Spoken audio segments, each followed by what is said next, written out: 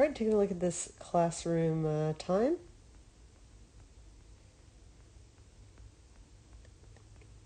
So good job here on the rear cross. The only thing that I would say is that you get kind of too far ahead.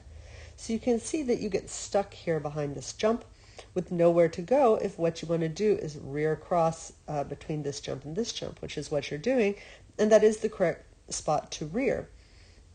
But by getting ahead of your dog right here from the beginning, now being ahead is good for these two jumps and eliminating the tunnel, right? If you were closer to your dog here, your dog would be much more likely to get into the tunnel. But you need to allow for your dog to get ahead of you a little bit more. So this becomes, you're barely able to make this timing, but your dog does read it beautifully. You do a really good thing here too, which is really twist your shoulders and keep this arm up to help commit your dog to that tunnel. And one of the reasons you need that is because this is so sharp of a turn, and that really encourages dogs to turn a little bit more tight than when you put more gradual pressure on their line. So you do a good job of supporting that tunnel. But if we could allow our dog to get ahead of us a little bit earlier, maybe some slight deceleration here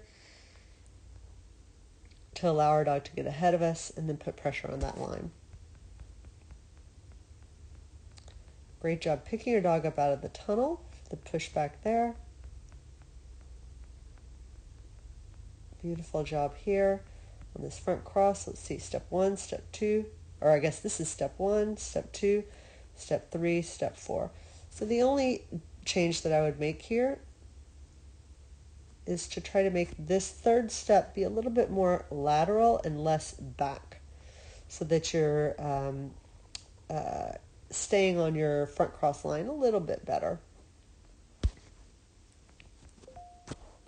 You get that nice turn into the tunnel there, into the weave poles. Nice teeter performance.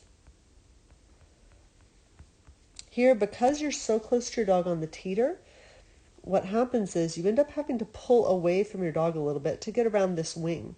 And that is going to cause, that pull away is going to cause your dog to check in with you just a little bit here before the tunnel. So I think getting a little bit more obstacle independence here will help that.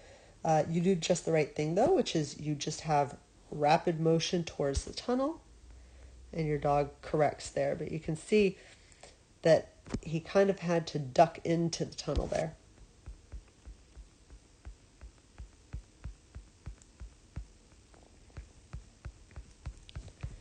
Okay, and so here, this deceleration ends up being just a little bit much for your dog. So for me, I think that this is fine in that I want to see you committing your dog and trying to really move to create these tight lines and wraps. So all this does is tell me that your dog needed a little bit more support in this scenario. But I like to see people trying it to find out how much support their dog needs. It was just a little bit of information.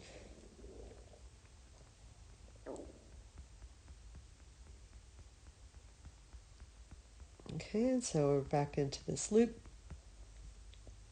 Step 1, step 2, step 3, step 4.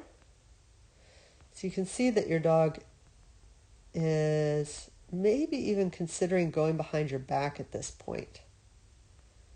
So you have to really work to keep him on this right-hand side.